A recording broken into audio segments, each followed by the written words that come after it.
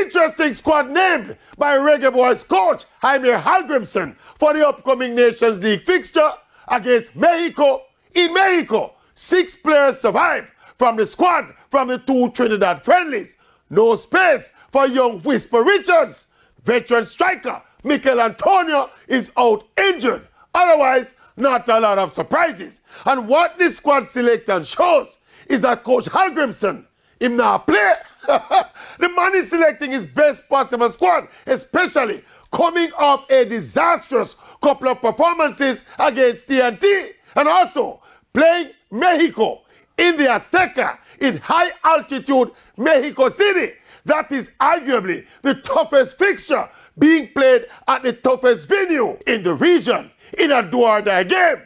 So no one can have any issue with Coach Halgrimsson picking his best team for this assignment.